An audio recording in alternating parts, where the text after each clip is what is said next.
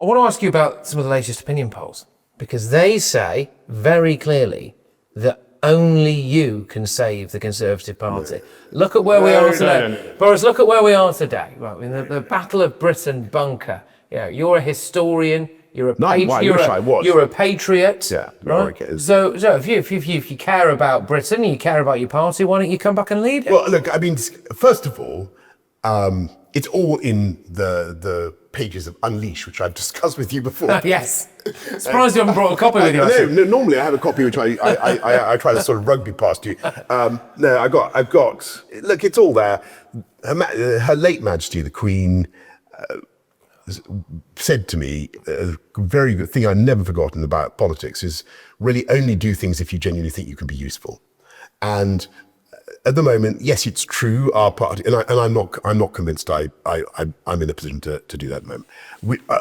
Our party is in a tough spot, but as Kemi has said, we always knew going into these local elections that it wasn't going to be brilliant. Everybody knew that was coming, and I think one thing, Kemi is a very interesting and original mind. I think she's probably the most original thinker of the current crop of leaders by a long way. And I think she just needs time to get going, and she has got time.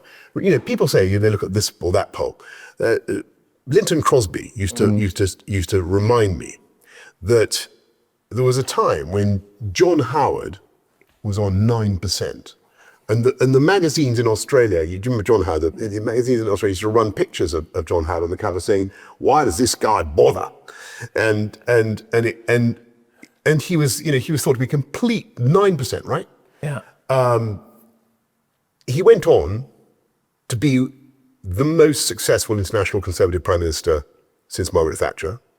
At least 10 years in power, did a huge amount of good for Australia, and completely turned it around because he was dogged and he was determined and he got things done. And I think that's the template for Kemi. If I were her, I would just keep going. And by the way, the other thing, of course, that Howard did, he said the boat's back, man.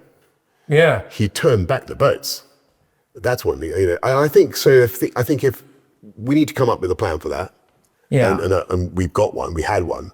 We need to get back to that. Kemi should go hard on that. And do you think she should actually say we should turn back the boats? Well, because can we? Because so the trouble is that this is a very, very good question.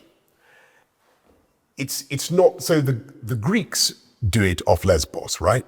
They literally bump into the boats and send them back. They're not meant to, strictly speaking, but they do.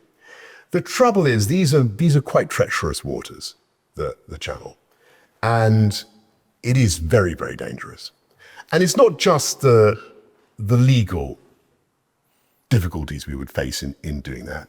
It's the reality that if I ordered that to happen, I'd be asking people in the Royal Navy or in the Coast Guard or wherever to do something that really went against their own human instincts. Because their instincts are trying to save life and not to endanger life. So I promise you, we looked at so many different, we looked at weird James Bond things that kind of come up from the sea and engulf the boats, and I'm going to have to ask you to elaborate on that. All sorts of strange things. We were going to have sonic booms to deter them. All sorts of stuff. None of it really. Was the wave machine true? Do you remember Priti Patel's wave machine we heard about? Was that an idea? There was more than a grain of truth. It was the kind of thing that during the war people came up with these ingenious, slightly crackpot ideas. The best idea is the Rwanda, is the offshore processing, and that was what the Australians did, because offshore processing really puts means it destroys the business model of the gangsters, and that is what we need to do. I'm amazed Labour keeps saying they're going to do it, but they haven't yet done it. You need to take back control of the human rights stuff, and you need to get going. You need to revive the Rwanda deal or another deal like it. Using the internet without a VPN, a virtual private network, is a bit like taking to the road without car insurance. All it takes is one unlucky moment to cost you a lot of cash. This video's sponsor is Private Internet Access. They are the VPN to help keep you safe. Click the link in the description below to find out why over 30 million people have downloaded PIA to protect themselves online. A virtual private network is an app that hides your IP address and helps keep your data private. When you're browsing the internet at home, you give up a large amount of data to businesses, to shops, and indeed to social media giants too. Hackers have the ability to steal your personal data with ease, including sensitive information such as passwords, keystrokes, and even your personal photos. Private Internet Access helps protect your personal data by encrypting your internet connection to keep your data out of the hands of cyber criminals. And it's not just hackers either to be concerned about. Information can be censored too. When Canada passed their C18 bill, social media giants decided to ban news content on their platforms. But PIA can protect your ability to consume the news and content you love. Private Internet Access is available for Windows users, Mac OS, Android, Linux, iOS, and you can use one PIA subscription to protect an unlimited amount of devices. And we've got a huge GBNews discount for you too. Click the link in this video's description and you'll get a massive 83% off PIA. That's under £2 a month, the price of a coffee, and you'll get an extra 4 months completely free on top. Also, there's a 30-day money-back guarantee too. Visit piavpn.com/GBnews to start protecting yourself digitally today. The other thing we should be doing Yeah, go on. is electricity. I'm becoming obsessed with electricity and the cost of electricity. Yes. And I think that, I think what Kemi said about net zero the other day was very good. I think it's a good idea in principle, but we're going at it too fast. And I think that what our economy needs, and you look at the demands of AI, all the processing, we are going to need much, much more cheap electricity. And I think that we should get back to what we were doing when I was running it, which is to have many more nuclear power stations. And what we should say is until we've got 25% of our baseload from nuclear, and until we've got 50-60% of reliable renewable energy that is not vulnerable to outages because of the wind or the sun or whatever, then we've got to accept that we're going to use hydrocarbons. And I mean coal, gas, or whatever. And I think the British people would buy that. I mean, the British people fundamentally want to be environmentally friendly. They really do. I mean, it's very, very strong. They don't want to be ripped off though. But they don't want to be ripped off, and they don't want to feel that they're being made to suffer economically while other countries get away with it. We've made huge progress in net zero. Even in my time when I was running London, we massively decarbonised the economy. A lot of it, obviously, by offshoring industrial production of one kind or another. We've done a lot.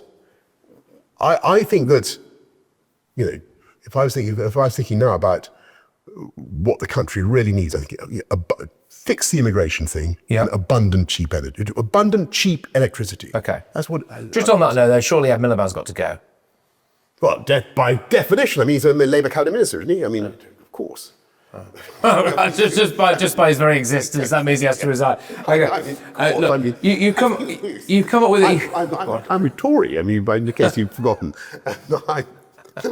Okay, you've come up with a couple he should go. He should be removed from office forthwith. Okay, you've come up with a couple of plans there. So I was going to ask you about really how did the Tories stave off Farage, because that's the big issue at the moment. We've seen the local election result. Look, you cannot in politics. You can't hope to make yourself more compelling or attractive or dynamic or successful by having some sort of transplant operation. I mean, or merger or monkey glands infusion from another party. It doesn't work. Right. It doesn't work. And what I always used to say, and remember that reform was on zero when I was around, right? Zero. Do you think was Farage leading it then? I can't remember. Don't think. Anyway, carry on. Yeah, I think he was actually. I don't know. Anyway, but the golden rule of life of politics is you're there to serve the voters, and you're there to think about what they want you to do. So you've got to be talking about them, about us, about our country, about the way forward. And if possible, not talking about your own political difficulties and your opponents and everything else. Do you see what I'm saying? Yeah. Keep off that. Tories are going to recover. Tories are definitely going to recover. Of course they will, because I think in the end, the people of this country are going to be completely fed up by 2028, 9, whatever it is, with a high tax, high regulation, massively woke government that is taking us in completely the wrong direction. And so the goal is really wide open. So you don't think we'll see Prime Minister Farage? I don't, no. And I think that if you look at the direction of travel of the country at the moment, the case for conservatism is really overwhelming. I travel around quite a lot, and that's how I've flown in, especially to see you. Yeah, thank you very much. Yeah. Quite right. But there's so many Brits around the world. Always have been. There are more Brits per head. I think we have a bigger international diaspora than virtually any other OECD country, but certainly per capita. But it's colossal. But Dubai is now the 19th biggest British city in the world, right? It's bigger than Wolverhampton, far bigger, and it's because Dubai's smaller than Wolverhampton, but it's got more Brits than what I think. And it's wonderful that for Dubai, I guess, but it's also a bit sad for why are so many people leaving? I was a kid in the 1970s. You weren't, before most of our viewers were born. I remember the tyranny, the terror of the Labour government in the 1970s, and the tax rates, and people were literally fleeing. And it's under Starmer, it's happening again. It's absolutely unbelievable. And I think my point is by 2029, people will have had enough of that. They'll want a new approach. I think they'll want to go back to the Conservatives, definitely. And are you guaranteeing here on this show now that we will not see Boris Johnson in Parliament by the next? As I always say, it's all in Unleashed, and I have about as much chance of returning to Parliament as I have of being decapitated by a frisbee, locked in a disused fridge, or reincarnated as an olive, or whatever else it was I used to say. So I think I've got a very productive life doing all sorts of things that really interest me. I spend a lot of time trying to campaign for Ukraine and to make sure that